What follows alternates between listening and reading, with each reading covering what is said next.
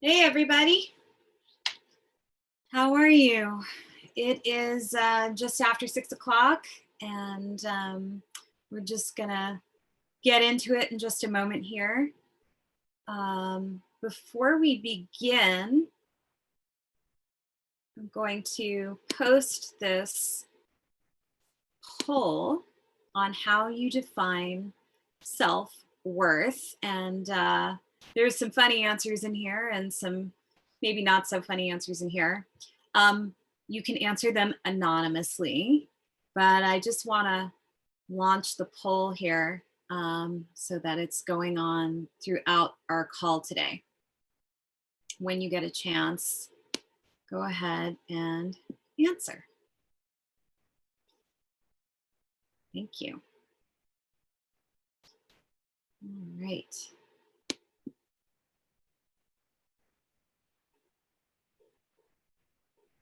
Hi, Gray.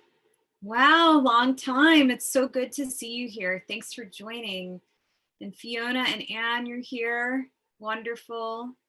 Um, thank you for joining. It's great to have you here. We'll give it another minute and then we'll get into it.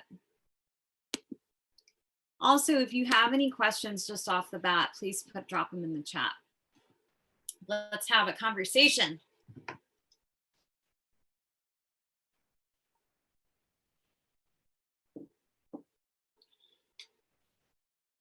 Hi, Anne.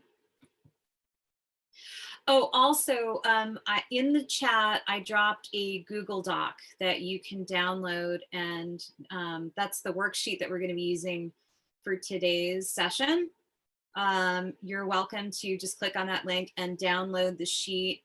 Make sure that you make a copy of it before you start editing it. So, because it's in the drive, it's in Google Drive. So please make a copy, and then you can edit it as your own. I'll be sharing my screen so we can work on this together today. Hey, Mark. All right. Thanks for joining today. I was just saying that I have published a survey, a poll on defining self-worth. So when you get a chance, go ahead and take the poll. And also in the chat, there is a link there to the worksheet that we're working off of today, the clarity worksheet. You can download now and you can work on it while we are in session together. And I'll also be sharing my screen, but I think it would be useful for you all to have your own worksheets. And please, again, because it's in the Google Drive, once you open the worksheet, please go to the File tab and make a copy so that you have your own copy. Please do not edit this particular worksheet as it is shared. Thank you. All right, people are starting to answer the poll. Thank you. That's great. Nobody said by the number of chocolate chip cookies I eat. Wow. Okay. Love. Okay, so let's see what else. If anybody has any questions or wants to introduce themselves in the chat, please say hello. And maybe a little bit about why you're joining us today. That would be great.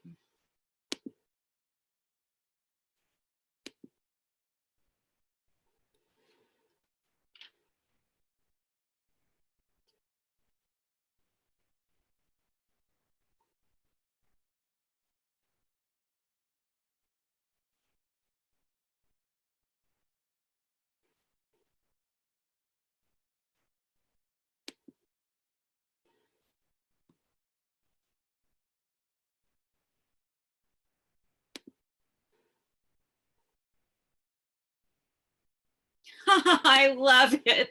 I love you, Fiona. Thank you. That's very sweet and kind and fun to read. Thank you.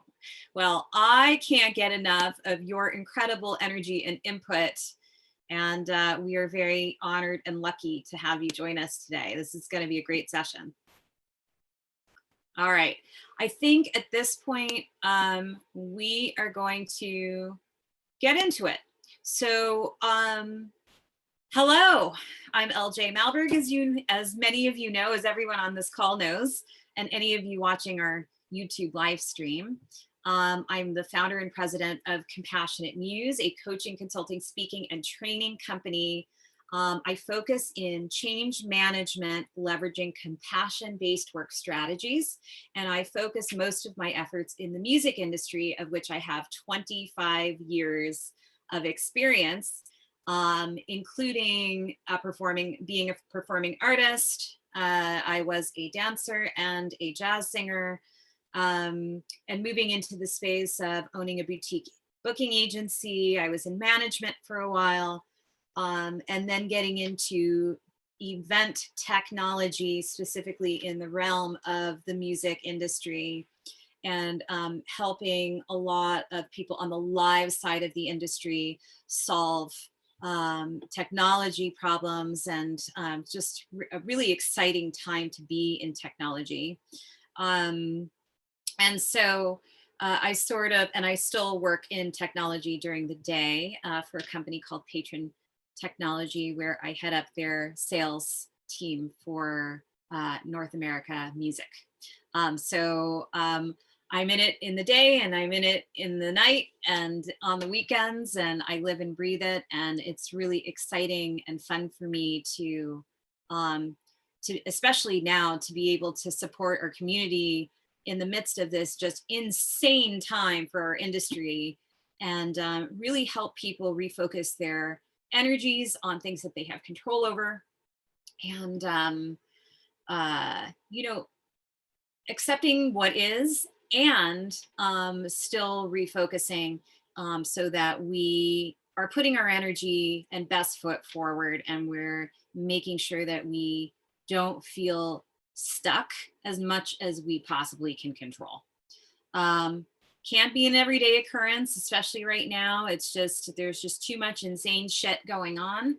But I provide a lot of tools for my clients to help them move forward with the things that they do have control over. And I'm proud to say that I practice what I preach, and I really believe in this stuff. So with that, let's get into it. Today, we are going to be doing a coaching session on clarity and defining self-worth and our own value. And why is this important? Well, if we're going along and we don't really know what we're getting out of it, in our hearts, in our heads, in our spirits, in our pocketbooks, in some way, shape, or form, we start to really feel a sense of depletion, and just in this inexhaustible cycle of putting energy out, and not really getting much back. So it's not a sustainable way to operate, certainly not at work, and definitely not in our lives. So defining our self-worth and value helps us, I think, move forward with a particular amount of awareness, self-awareness, mindfulness. I'm big on mindfulness, and intentionality. And that provides us a clear roadmap. So there's clarity, there's power in clarity, as I say on the worksheet. I talk about that with my clients a lot. And so that's what we're gonna work on quite a bit today, is clarity. Hi, Mark. Awesome. Yeah, thanks for saying hello. And Anne, wonderful.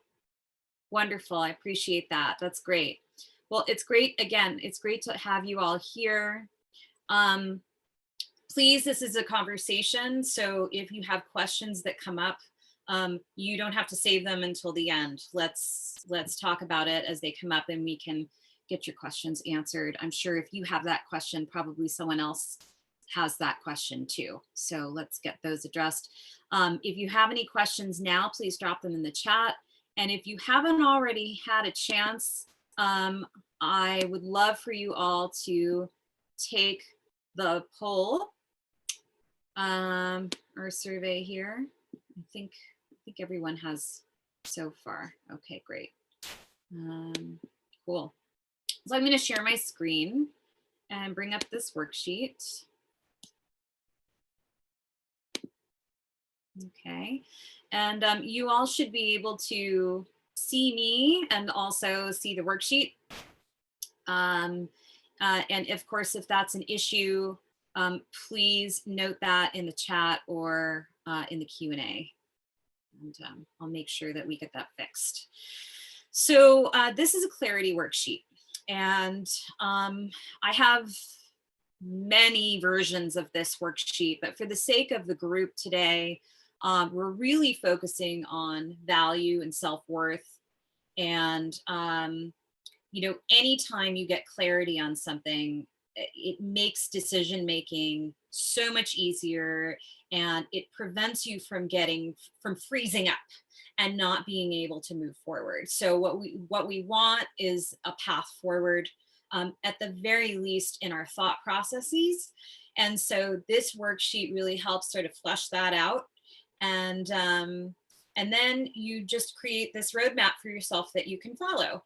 And since it is, always revisable, you can change it as you take on more life experiences and work experiences and exchanges with others and change your answers. So isn't that great? All right, so let me just check in and make sure that everybody here has their worksheet open. Again, I dropped the worksheet link in the chat. So please go ahead and click on that link and get your worksheet. Once you're in the worksheet, go to the File tab and make a copy before you edit the form.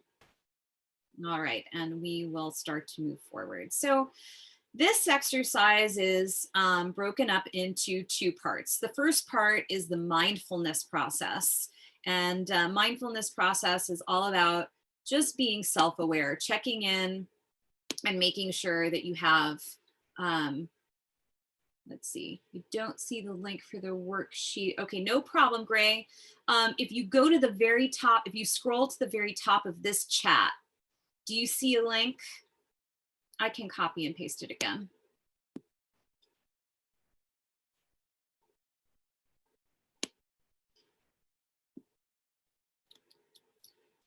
I'm going to paste it again, Gray.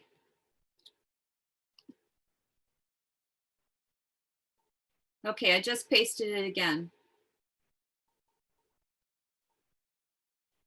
Okay.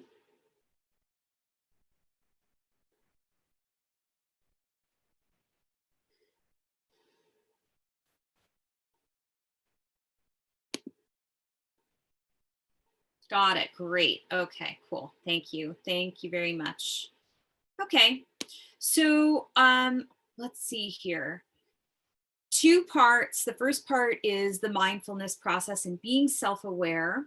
And the second part is creating a deeper understanding of our awareness. So it's really kind of like a drilled down version of what we've already identified. And the reason that's important is because it helps us maybe get to some details that we may have glossed over when we're doing the first part. So it really just helps us be more thorough. And I love being thorough. And for any of you that have worked with me before, and I think most of you on this call have worked with me, you know that I really am big on asking the right questions to get the right answers. And my answers won't be your answers most likely. This is a very personal thing, which is why I want everybody to have their own worksheet. So let's start with part one in the mindfulness process. You can see here that it's broken into columns. The first column is awareness. The second column is evaluation, feelings, judgment. The third column is called internal and external opportunities. And the fourth column is action commitment. Okay. And then I explain what all of that means. So in the first column, awareness is just the facts. Okay. So this is just the facts. There's no emotion. There's no story. There's no judgment. It's just the facts, okay? And I will give some examples of that in a moment. Evaluation, feelings, and judgment is the story. It's the story that we tell ourselves about the facts, right? So a lot of adjectives and feelings and emotions that sort of shape the way that we feel about the facts, right? And then the third is internal and external opportunities, personal opportunities, and business opportunities. Okay. So internal opportunities are very personal, maybe personal growth opportunities, right? And then external opportunities can be business opportunities or opportunities that we have with others outside of ourselves. So if it's a personal relationship, like a partner or a spouse or a child or a parent, we're all working from home right now. Maybe it's a roommate, maybe it's a and you get the idea, but people outside of ourselves, extrinsic, external opportunities, which can include, of course, bosses, managers, employees and staff, vendors, partners, clients. Okay, so those are the two halves to the whole in there. And then finally, action commitment. And an action commitment is what I'm going to do about it. So I see all of these things that I'm self-aware about, and now I'm going to take action to move in a certain direction. And I'm going to do it by a certain date and time. Okay, so there's an opportunity for you to fill in some blanks there. And of course, you want to do a execute a timeline that feels comfortable and realistic for you, right? Okay. Does anyone have any questions so far on this?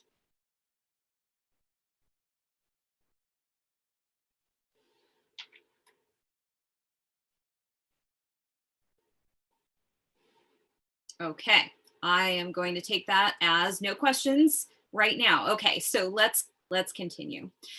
So, in the first piece, we ask ourselves, and I'm not really sure why I've numbered this 2.1. It should be 1.1, 1.2, 1.3, 1.4, 1.5.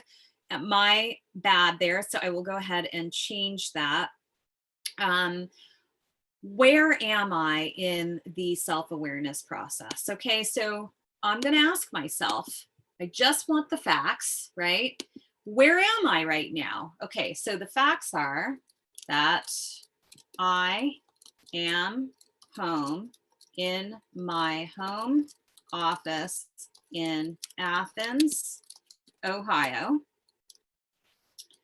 and I'm conducting an online coaching session on Zoom on the subject of clarity and self-worth. Okay, so that's just the facts right there. I want to double check and I want to make sure that I haven't put any feelings or emotions around it, just the facts. Okay, so go ahead, everybody, take a moment here to write in the facts about where you are right now. It could be where you are physically, it could be what you're doing, which is this course with me right now, or it could be more general. Where are you mentally right now, right? As we are all cooped up and sheltered in place, where are you right now? And again, stick to the facts. Okay, so try to separate that all out from the adjectives and the emotions and the judgment and the feelings. I will take a moment to let you fill that out. Okay.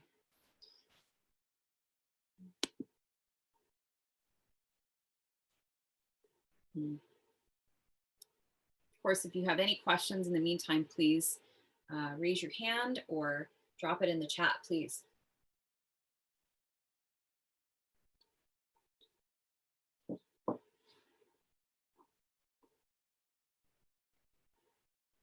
Okay. So while you're continuing to fill that out, I will go ahead and move on to the next field, which is the story I tell myself about where I am right now. Okay. So um, the story I'm going to tell myself is I'm locked up in a small space that feels stifling and uncreative at the moment. And I need to have a better outlook on my physical workspace and probably my mental space too.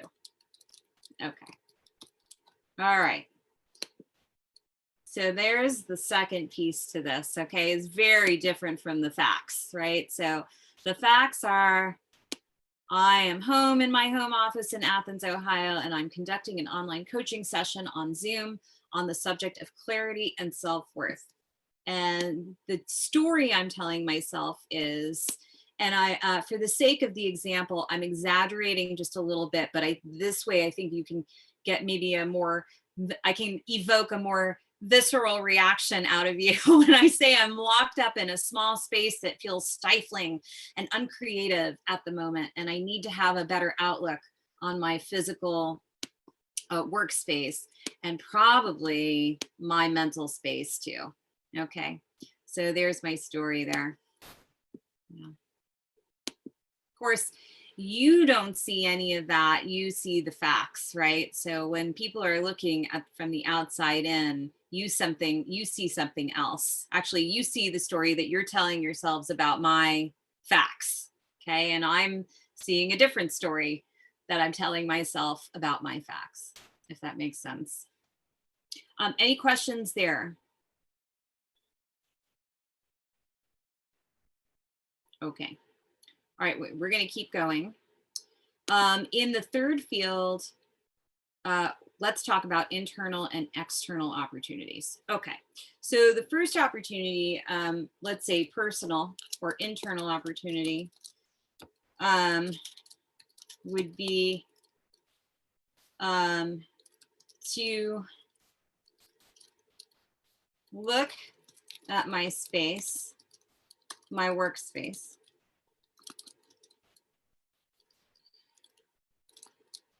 where there are aspects I can change, i.e.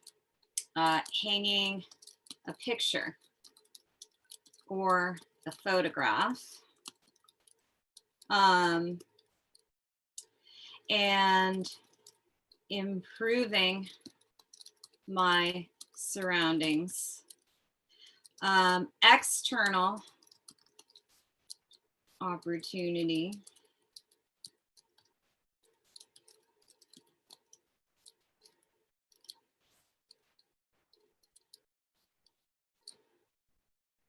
I want to say, and improving my surroundings with gratitude for what I have. Okay, so you can always go back and add and change. My external opportunity is to focus on being of service to you who is taking my coaching session right now. So thank you to you, for all of you, for showing up and engaging with me in this amazing exercise. It's super powerful, and I think you're going to get a lot out of it. So I think I will stop there. And that certainly, being of service for me, helps shift my mindset. When I'm being of service, I definitely don't feel like I'm operating from a place of deficiency. And it energizes me. It makes me feel good. So that is the opportunity there. Okay. All right. So here's the action commitment. I'm going to share. This is I decided that I would learn how to draw a butterfly. Now, I haven't drawn a butterfly since I was a kid. Like literally have not drawn a butterfly since I was a kid. And I decided to go to YouTube and look up how to draw a butterfly. And I drew this, I freehand drew this butterfly. Okay. And I even signed my name because I was so proud of the fact that I set out to learn something and I did it. So I put my name on it. And I am deciding I'm going to frame this sucker and I am going to put it up here on this wall where I can see it and smile. And so that's my action commitment internally. So internally, I will frame my butterfly drawing. It's the simple things, right? Frame my butterfly drawing and put it up in my office where I can see it and smile. Butterflies make me smile. So, and I really like the colors I used for this one. So it will make me smile even more. All right, so that's the internal. Then external would be,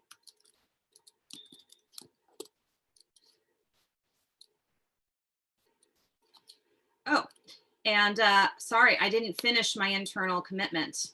There needs to be a date and a time. Okay, so I actually need to hang this picture, frame it and hang it by a certain date and time that feels realistic to me.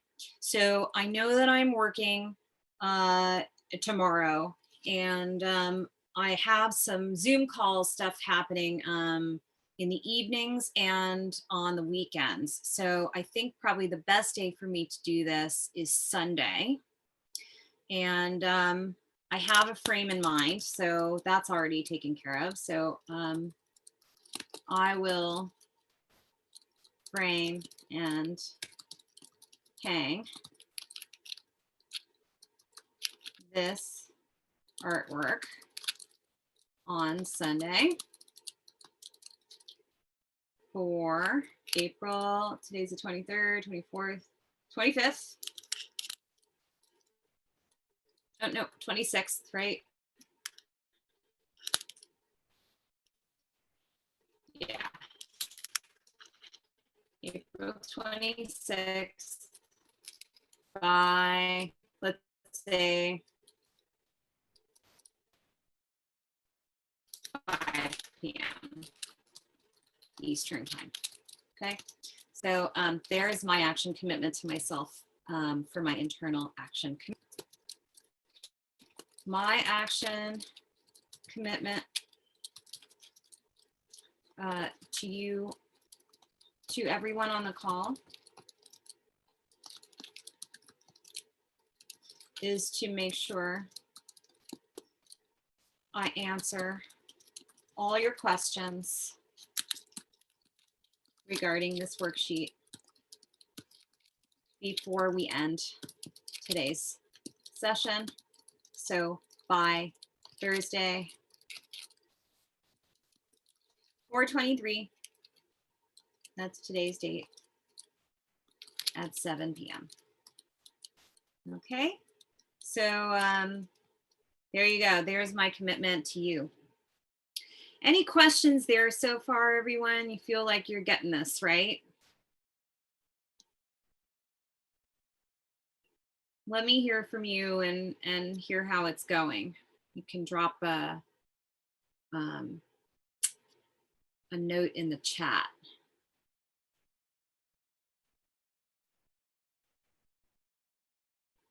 Okay.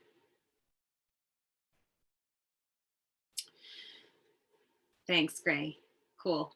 Okay. So let's move on to the next field. And I'm going to move more quickly now because we want to get to part 2. But the next row is, where do I want to go? And you want to put yourself in the future. Okay. Now, I understand that this is a trickier one because there are so many unknowns right now for all of us. We don't really know what the future is going to look like, right? So maybe the future is tomorrow.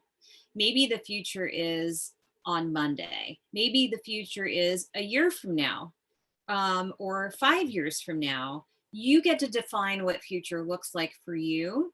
But I want you to choose a time where you're comfortable, where you feel like you will have um, some idea of what to expect, at least from yourself, because that's what we have control over right now, right? So put yourself in your own shoes in that time and place in the future. And then ask yourself, where do I want to go? And we talk about awareness, which is just the facts. Remember, this is the facts, right? Evaluation, feelings, judgment. This is the story I tell myself. Okay. And then internal and external opportunities. I think that's clear.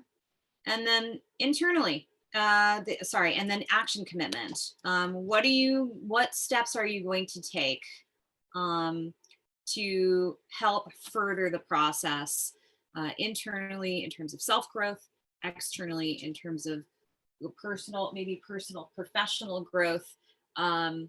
This is Nina Simone over here, and I think she's playing with her tail. She's so cute. Love that girl. So yeah, that's the next row, and I'm going to go into explaining the following rows as well. So then we move into, why do I want it? Okay. And it's a great question. Whenever you are at a crossroads, you want to use the question why, because it ties everything into a human experience. It really humanizes the answer. The answer humanizes the experience for you. It's the passion behind the what and the how. Okay, and without passion, we don't really have purpose. So it's really important to always tie the why into it, especially when you're defining your own value and self-worth, right? So again, why do I want it? Just the facts. Why do I want it? The story I tell myself. Why do I want it? The internal and external opportunities. Why, right? What are those and why? And then the action commitment. Why do I want it? Because X, Y, Z, 1, 2, 3, and now I'm going to do this, okay? Internally and externally.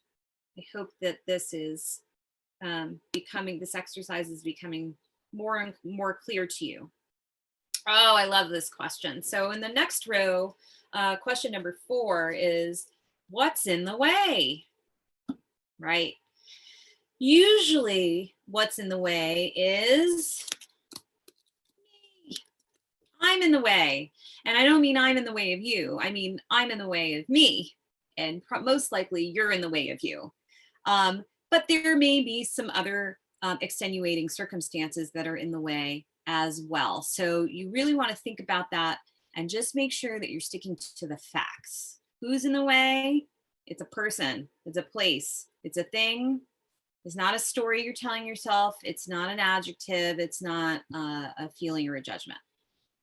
Okay. This next field is what's in the way. This is the story that you tell yourself about what's in the way. This could be a novel. Most of my clients write a lot in this field because we always have a story as to what's in the way, right? Sometimes it's real stuff. Sometimes it's manufactured stuff. Usually it's a combination of both. But if we get it out on paper, we can get super clear about what that is. Be honest with yourself, you know, have that, allow yourself to have the conversation about what's in the way and the story that you are telling yourself about that. Okay. What's in the way of your internal and your external opportunities? So this is the feelings that you're telling yourself, the story you're telling yourself about what's in the way, and now you're breaking it out into what's in the way of you growing internally and externally, your opportunities. Basically, what's the threat? What is getting in the way of you capitalizing on your internal and external growth? Okay. Okay. Action commitment. What are you going to do about it? Right? So at this point, you want to start to think about maybe one thing internally, personal growth, and externally, external growth, professional growth, that you, in your relationships with people outside of yourself, what you can do to move beyond, move through the obstacles, what's in the way. Okay. And of course, make sure that you put a date and a time. So there's a commitment there. You're going to hold yourself accountable. Make sure it's realistic. So if it's something too big, just like New Year's resolutions, if it's something too big and it's too unrealistic, it ain't going to happen. You got to choose something that you know that you can commit to. Tiny, bite-sized, small, digestible pieces that you know you can do easily and feel good about once you accomplish. Okay, so don't set yourself up to fail here. Just keep it real. Okay, any questions there, everybody? Any questions? Okay. All right, no questions here. Okay, so the final question in this section is what is the next step? And it ties into a bigger picture than the action commitment in each row. So it's almost like a cumulative, what is the next step for the whole thing, right? And again, keep in mind, we're tying it to self-worth and value. So things that make us feel worthy and valuable. And let's pull up this poll and take a closer look at the answers. So let's see. Half of us said, I looked to evaluate my own self-worth by understanding my own core values. This is huge. Core values, the way I define it, incredibly powerful, incredibly powerful piece of knowledge that you can have in your pocket for when you get stuck. Core values are values that you hold in your heart that you're not willing to compromise no matter what. You will not compromise these, even in the most stressful of situations. Oh, wow, we're in a really stressful situation right now. Now would be a good time to define your core values. So it really is, you know, what are you willing to, what are you not willing to compromise? What are you not willing to give up, even when things really suck and they're hard? For me, my core values are worthiness, creativity, integrity, love, communication, intuition, and compassion. Those are my 7 core values. I've done a lot of thinking, deep thinking on this, and a lot of work. And there's been quite an evolution for me too to get to these 7. So I love this answer. I love that half of us answer this because it really taps into something that I believe, understanding core values. The other half, let's see. We had two people who practice self-care. That's how you define self-worth. Love it. I think it's really important to do that in order to feel a sense of balance in your day and in your life. And then everybody has their own way of practicing self-care. So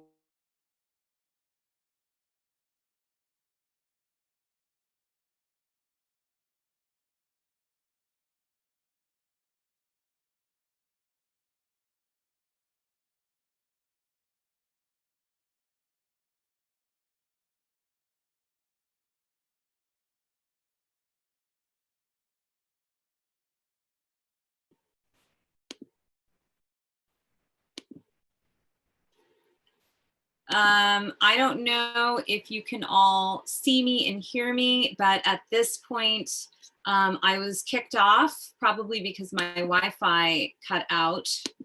I'm very sorry for that. Just want to make sure that everyone can still hear me and see me. Please give me a thumbs up so that I know that you're there.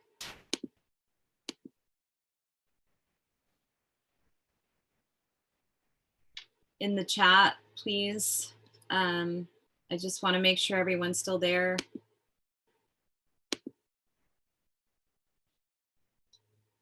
Hi, Becca, I see you. Hi, Varghese. Okay, great. All right, thank you so much. Okay, I'm happy I didn't lose you. Oh my goodness. All right. So back to sharing my screen here. Right. Okay. So, all right, we were talking, we were on the poll. I lost my train of thought. I'm so sorry. So, right. So we had someone answer with self-affirming mantras. And I was saying, you know, if you say the same thing over and over and over to yourself, you start to believe it. So why not tell yourself something great, right? And also, we've got two people who, by being service to others, that's how they define their self-worth. I love that too. I'm a big fan of being of service. It's great. Great answers, everybody. Thank you so much for taking the poll. If you haven't yet taken the poll, please do. And it's just great to see such a spread here too. I love it. Oh, we have someone answer by how I feel when I'm finished speaking with my boss, colleague, or bandmate. Totally. Yep. Cool. Okay. All right. So there we go on the poll. Okay, thank you, Becca. I just got your text. Thank you so much. I appreciate that feedback.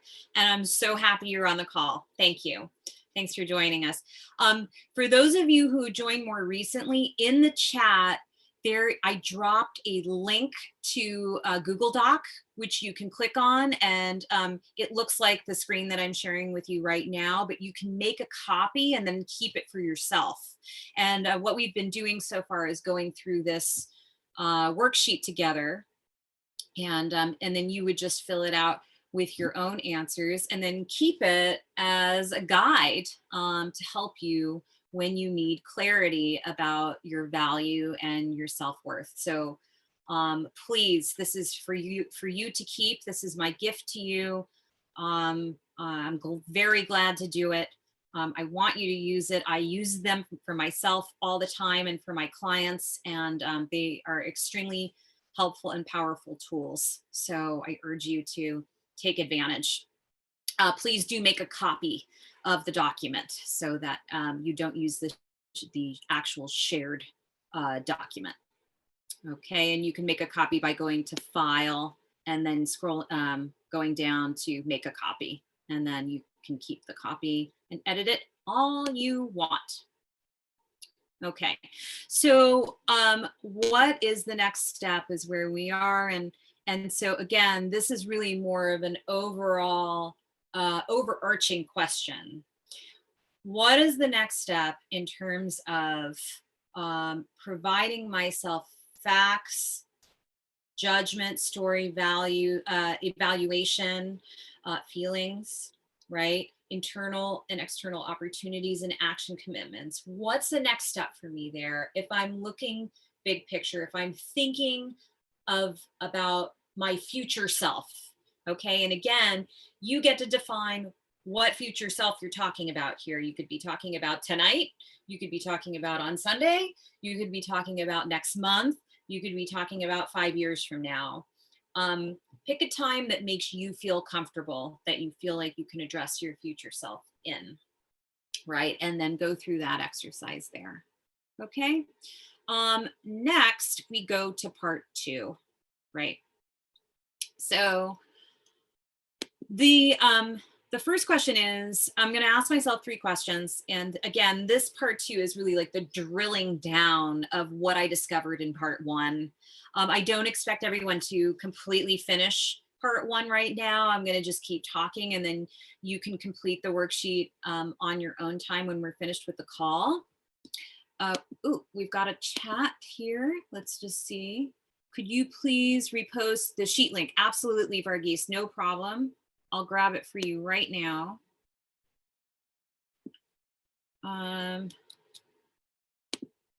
Let me know if you get it. I just pasted it.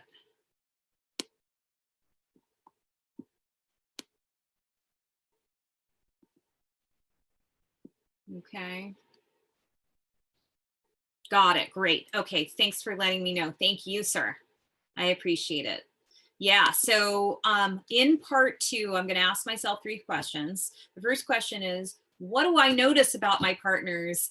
What do I notice about my answers in part 1? So is there a theme here? Is there a theme?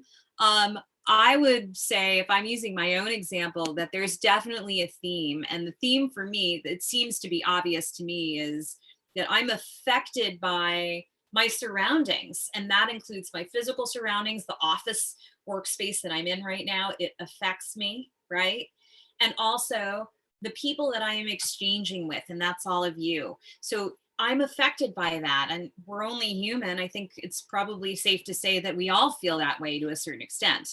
But for me, I'm very sensitive to aesthetics and how the things that I surround myself with. They can make me feel really good and really jazzed, and they can also make me feel like shit if it's not up to snuff, however I define that, right? Again, the story that I'm telling myself. So there's an opportunity here to reframe the way that I'm thinking about it. And that's why this little guy is so powerful, right? Because it's something that I enjoyed creating, and because of that, it makes me smile, and I can place it somewhere as simple as just putting it in a wall at, on a sight line, and being able to look up and have some sense of joy. Doesn't cost me anything, right? So other than a little bit of time, right? So there's an opportunity, there's lots of opportunities here to reframe my thinking about my physical space and my exchange and being of service. Right. So what do I notice? I notice that there's a theme, and I just shared with you what that looks like. And then I separate the facts out from the story I tell myself. Okay. What observations can I write down? Honestly, this one's a little superfluous. It's a little redundant, but again, I really like drilling down. So if there's anything that I missed, I can elaborate here. So let's see. Locked up in a space that feels stifling and uncreative. Well, I mean, I could open a window. I've got 2 right here. It would probably feel less stifled. I'd feel less stifled if I opened a window. there's definitely opportunities here to spruce up this room, I think, just by moving a few things around. So I'm going to put some more thought into that. And I'm going to look at my action commitments and see how everything starts to align, right? And then this is probably, out of all the questions that we are going to talk about today, this is my absolute favorite question. And I can't take credit for this question. This question actually comes from one of my Buddhist teachers. I've studied her over the years. I don't know her personally. I wish I did. Her name is Byron Katie.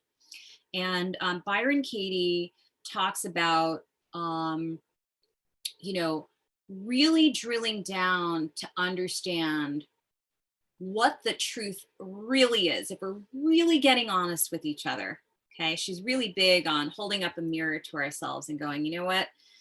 I don't know if the story I've been telling myself is the absolute truth. Maybe it is, but maybe it's not. Right. And it taps into the don't believe everything you think saying, right? So, for this purpose, for the purpose of this exercise, what is the opposite of what I think?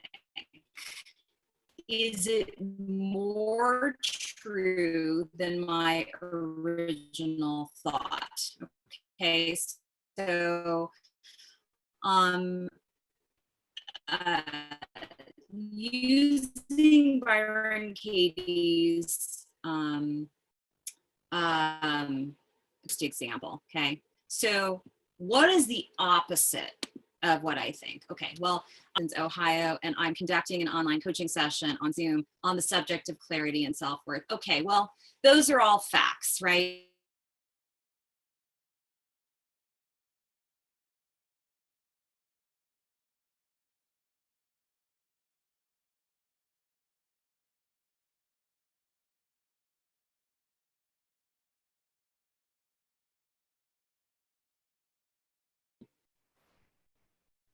I'm so sorry. I'm back again.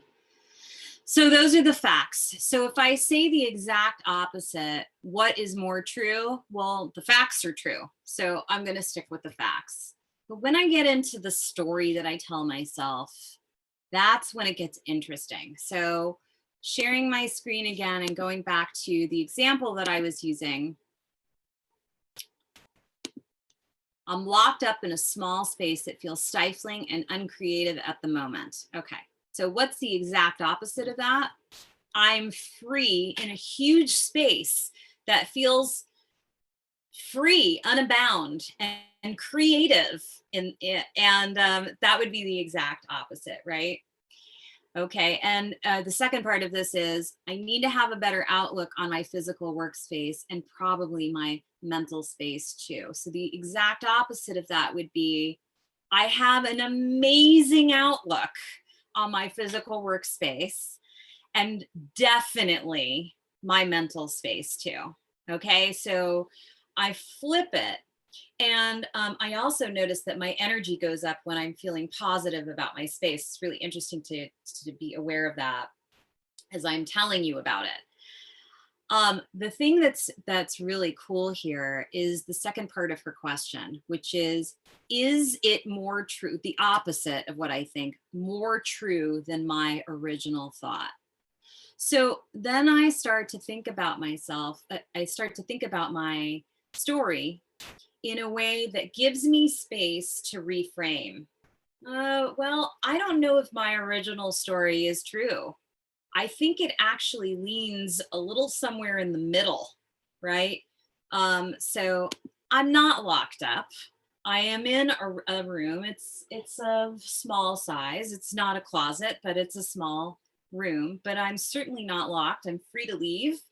The window's open, okay, and there's definitely a way for me to feel less stifled, or even not stifled at all, and feel more free. And so this is important. And the reason it's important is because it directly leans into the fact that we have control over our thoughts and the way that we think. And just like I was saying earlier, when you're telling yourself something over and over and over again, you begin to believe that it's true. So you might as well tell yourself something positive. I'm not saying that we shouldn't live in reality, but there can be reality and and something that we can reframe that allows us to feel like we're in control of our lives, that we're in control of our day to day, that we're in control of our thoughts, most specifically. And so this exercise really helps you put yourself back in the driver's seat. That is why this exercise is so powerful. And I am going to take some questions now, but I'm hoping that you all have some feedback for me. Like I said, my action commitment to you is not to get off this call until I answer all your questions. So please, in the chat, let me know, what's on your mind.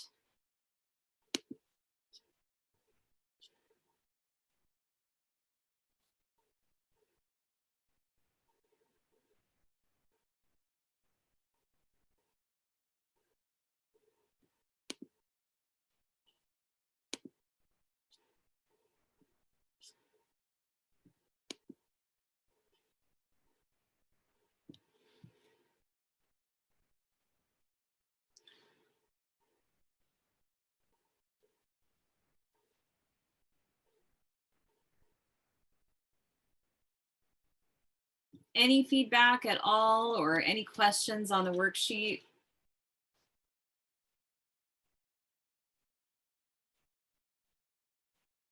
Maybe just a comment on your experience so far or anything you want to share with the group.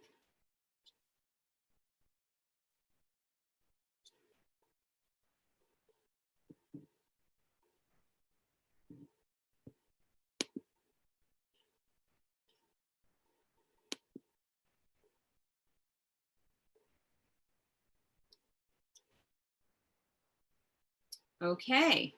Well, let's see here. Oh, thanks, Becca. Okay, great. I love the worksheet and have been looking for something like this to stay organized. Thank you. Oh, wonderful. I am thrilled that this is helping you stay organized. An organized worksheet definitely, for me, it reduces my stress because my thoughts are not just more clear, but they're just more focused and I can relax into that. I don't know if you feel that way too, but it's why I like doing these worksheets. Um, let's see here. Becca's question is, how do I hold myself accountable though? Do you have tips? Great question. Okay, so in the action commitment column, it's the what, meaning what are you going to do? And then when are you going to do it by? So the best way to hold yourself accountable is calendaring. And there's lots of ways to do that. I'm a big fan of like dings and pings on my phone to remind me several times over the course or over the span of the time that I'm allowing between the time that I make the action commitment and the deadline. Um, if anyone on this call has an app or a means to keeping themselves accountable that you feel works really well for you, please share and drop it in the chat. So I'm a big fan of Google Calendar. I use it for pretty much everything for both my tech job and Compassionate Muse. And I'm big on notebooks. I write a lot down. And so I notice for me, like the physical act of writing things down also helps me remember. But if it's not in my calendar, generally it doesn't happen. So calendaring is very important for me. Accountability, though, it's bigger than just calendaring, right? It has to do with setting realistic bite-sized goals, bite-sized digestible goals that you can meet by the time, in the time frame that you give yourself, right? So me saying, I am going to write a, book and self-publish by the end of the week this week on being of service to people.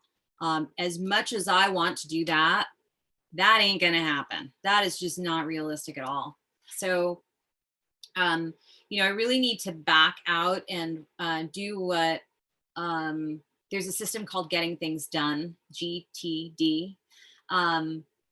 He calls chunking it down. So you're really breaking the goal up into smaller goals that will help move or inch you along. As a coach, I am an accountability partner to my clients. So if you need an accountability partner, that's also someone that you can enlist to help you stay on track. It can be someone like me. It could be a coach. It could be a friend or a partner. There's lots of people who are out there who I'm sure would help support you in a way that would keep you on track. So let's see here. I've been using treats to help get me through accomplishing tasks, but that's a slippery slope. Oh yeah, thanks, Becca. Yeah, I understand that. I think that treats and awards, an award system is important. However, there is also, I know this sounds so cheesy, but there is an award in just getting it done. Like the sense of accomplishment when you finish something is an award in itself. And again, I know that sounds cheesy, but that's why you have to choose goals that are small, because then you are going to get it done and it feels good, right? You don't want to set yourself up for disappointment where you're feeling bad. So on top of that, this is a compassionate based work strategy session. So you have to practice forgiveness. It's super important.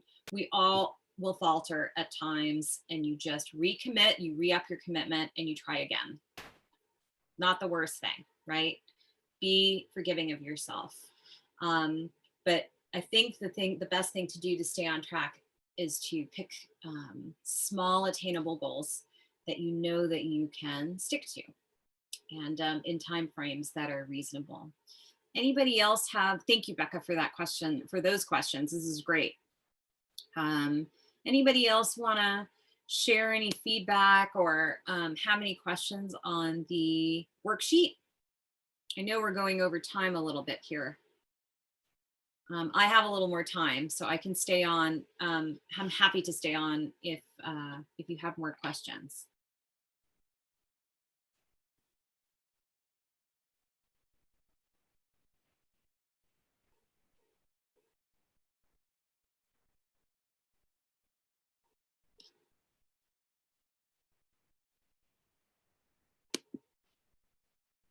I appreciate you, Varghese. Thank you so much. Thank you for coming, everybody. This is an amazing opportunity to work with each of you. I'm honored that you wanted to spend your time with me this evening. I know you have lots of choices. Please, I'm doing this, completely free, and because I believe in not just being of service, but I believe in this process. It's a super powerful and helpful process.